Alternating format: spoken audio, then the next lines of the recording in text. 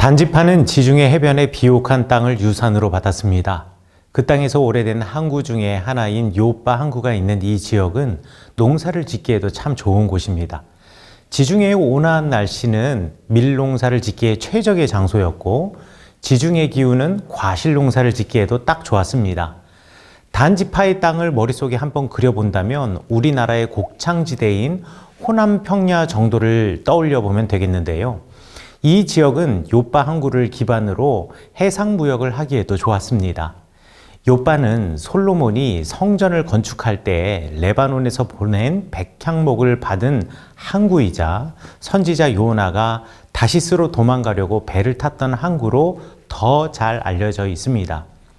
이곳 항구의 역사는 이미 기원전 15세기에 이집트의 파라오 투트모세 3세가 이 항구를 정복했다고 기록된 것으로 보아서 그 이전 시대부터 쭉 항구로 사용되었을 것입니다.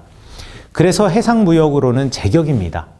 또한 단지파의 땅은 해변을 따라 남북으로 이어지는 해변길이 지나가는 지역이기 때문에 육상교통의 요지이기도 했습니다. 그러니 바다와 연계해서 육상무역을 원활하게 육성할 수 있는 상업의 중심지이기도 했다라고 생각하시면 됩니다. 좋은 땅이라는 것은 그만큼 차지하고 싶은 사람들도 많다는 말일 것입니다. 그래서일까요? 단지파의 운명이 그리 순탄치만은 않았습니다. 단지파가 받은 땅은 대부분 블레셋의 영향력이 직접적으로 미치는 곳이었습니다. 성서 지도를 보면 블레셋의 5도시와 그 주변 지역만이 블레셋의 영향력 아래에 있다고 혼동하기 쉽습니다. 그렇게 보더라도 단지파 땅은 블레셋의 5도시들과 이웃하고 있었으며 지중해 해변을 따라서 북쪽으로는 그리스 이민자들의 도시가 많았다는 것이 고고학 발굴을 통해서 알려진 사실입니다. 이 그리스 이민자들을 흔히 해양민족이라고 부릅니다. 블레셋은 미케네 문명이 지중해 동편을 따라 이주하면서 가나안 땅에 정착한 해양 민족들 중에 하나입니다. 이런 면에서 볼 때 지중해 해변을 따라서 농사를 지을 만한 평지들은 거의 다 이 해양 민족의 영향력 아래에 있었다고 봐도 무방합니다. 결국 단지파는 분배받은 영토를 온전히 누리지 못하고 산간 지역과 붙어 있는 구릉지대를 따라서 모여 살 수밖에 없었습니다. 그 도시의 이름이 소라입니다.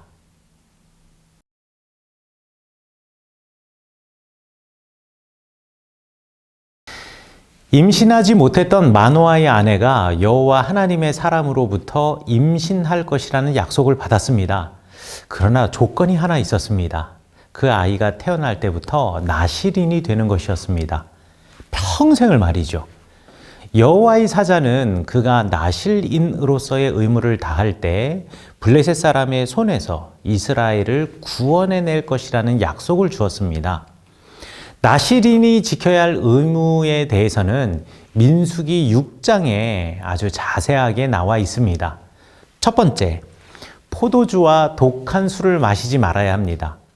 포도즙으로 포도주를 만드는 과정에서 지나치게 온도가 높으면 포도주가 되지 못하고 식초가 되어버립니다. 그런데 술을 만드는 과정에서 식초가 되어버린 음료조차 마시지 말아야 합니다. 그뿐 아닙니다. 포도즙도 마시지 말아야 합니다.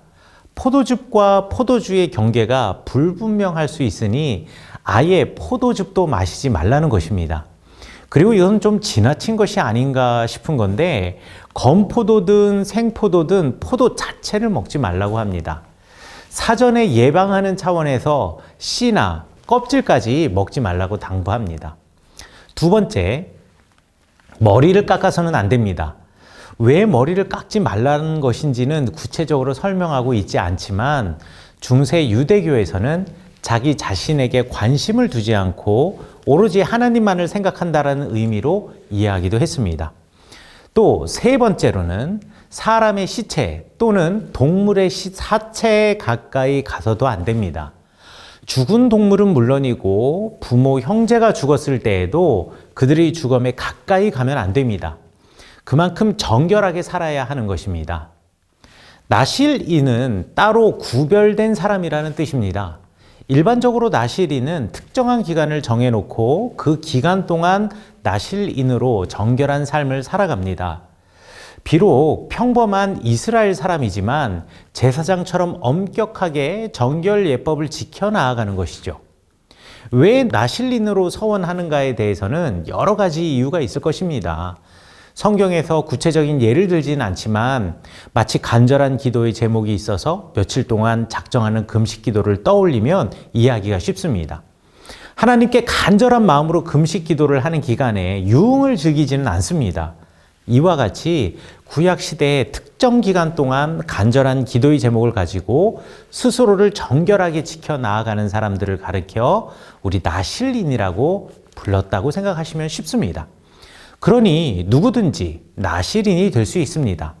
성경에 유일하게 삼손만이 하나님의 명령으로 태어나자마자 곧바로 나실인이 된 예라고 할 수가 있겠습니다.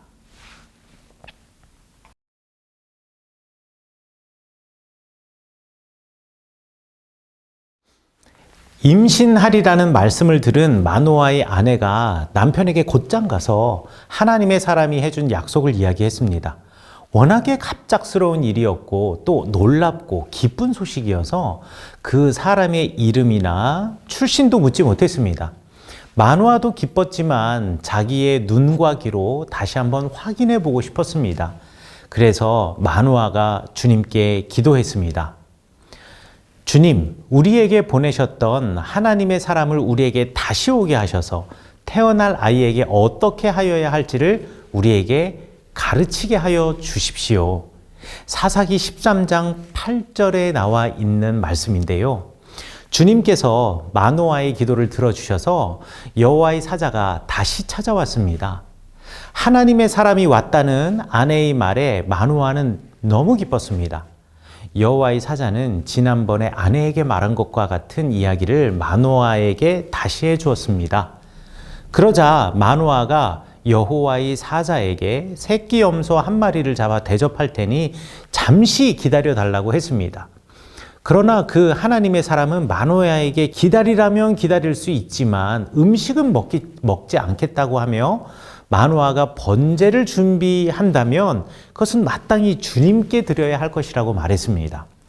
구약 성경에서 하나님의 사람, 여호와의 사자, 여호와의 천사 모두가 같은 말이고 이들은 하나님과 같은 권위를 가지고 있다고 기드온의 이야기에서 설명했습니다. 이 하나님의 사람은 하나님의 권위를 가지고 있지만 실제적으로 하나님은 아닙니다. 하나님의 사람은 정확하게 자기의 위치를 알았던 거지요. 마노아와 그 아내의 대접은 자기가 받아야 할 것이 아니라 온전히 하나님께 드려야 할 것임을 알았던 것입니다. 번제는 하나님이 받으셔야 할 것이고 자신은 이 메시지를 전하는 것에 대한 어떠한 대가도 받지 않겠다고 거절하는 모습은 동시대에 스스로 왕이 되려는 사사들의 모습과 너무나 비교가 됩니다. 사사기를 기록한 역사가는 이 여호와의 사자의 등장으로 진정한 하나님의 사람과 스스로 하나님의 자리에 오르려는 사람들을 비교한 것일지도 모릅니다.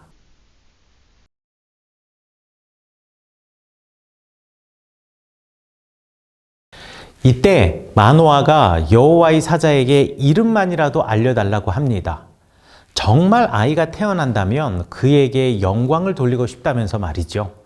하나님의 사람은 그런 마노아를 꾸짖습니다. 하나님의 사람의 꾸짖음은 대략 세 가지로 이해할 수 있습니다. 첫 번째, 다른 이에게 영광을 돌리려 했기 때문이라는 거지요. 영광을 받으실 분은 여호와 하나님이신데 이 소식을 가져온 그의 사자에게 영광을 돌리겠다는 것에 대한 꾸짖음입니다. 사사들이 그랬습니다. 사사들은요, 하나님의 영이 임하여 하나님을 대신해서 이 땅에서 이스라엘을 구원한 구원자이자 이스라엘의 의사결정의 최고 책임자입니다. 비록 그들에게 하나님의 영이 임해서 사사로 부름을 받기는 했지만 그들이 하나님은 아닙니다. 전쟁에서 이기게 하신 분도 하나님이시고 경배를 받아야 하는 분도 하나님이십니다. 그러나 기드온 이후 사사들은 스스로 권력자의 자리에 올라섰고 하나님의 자리까지 넘보았습니다. 마치 이웃 나라의 왕들처럼 자기들이 이스라엘의 주인이 되고자 했습니다. 사사기를 기록한 역사가는 마노아와 그 아내를 찾아온 하나님의 사람의 이야기를 통해서 사사시대에 스스로 경배받는 자리에 올라서려 했던 이 사사들을 에둘러 고발하고 있는 것입니다. 두 번째로 하나님의 사자는 하나님이 아니기 때문에 거절했습니다. 하나님의 사자는 하나님의 권위를 가지고 있습니다. 그래서 그를 만나는 사람에게는 하나님과 같은 존재입니다. 그런데 고대 사회에서 신들의 이름을 알고 그 이름을 소유한다라는 것은 오늘날 교인들이 하나님을 여호와라고 부르는 것과 완전히 다른 의미를 가지고 있습니다. 고대 사회에서는 신들의 이름을 알면 그 신을 소유한다고 생각했습니다. 그리고 그 신을 언제라도 필요에 따라서 불러내기도 하고 자기의 필요를 채워주는 존재로 이용하는 것입니다. 사사기를 기록한 역사가는 이처럼 하나님을 자기의 이익을 위해서 이용하려고 했던 사사시대 사람들의 단면을 이 이야기에 투영하려고 했던 것인지도 모릅니다. 세 번째로는 하나님은 오직 한 분이시기 때문에 그렇습니다. 신들이 이름을 가진 사회는 다신론의 사회입니다. 예를 들어서 밤하늘의 별이 한 개밖에 없다면 굳이 그 별에 이름을 붙일 필요가 없습니다. 하늘에 빛나는 별을 보라고 하면 누구나 바로 그 별을 보겠지요. 그렇지만 하늘의 별이 셀 수 없이 많기 때문에 내가 보고 있는 그 별을 상대방에 보여주려면 그 별에 이름을 붙여야 하는 것입니다. 새벽 하늘 반짝반짝 빛나는 저 금성을 봐봐 라고 하면서 말이죠. 그러니 신에게 이름을 붙인다라는 것은 이미 다른 어떤 신이 있고 지금 만나는 신을 구별하기 위해서, 그래서 구별해서 인식하기 위해서 이름을 붙이는 겁니다. 그러나 이스라엘 사람들에게는 신이 한 분밖에 없습니다. 그러므로 사사기를 기록한 역사가는 하나님의 이름을 알고자 하는 마노아의 모습을 보여주면서 이 시대에 한 분 하나님에 대한 온전한 신앙이 없다는 것을 보여주려고 했을 수도 있습니다.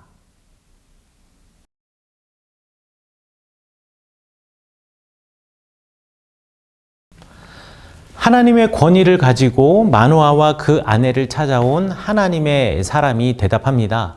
우리말 개역 개정 성경에서는 내 이름은 기묘자라고 번역을 해놓아서 하나님의 이름이 마치 기묘자인 것처럼 혼동할 여지가 있습니다.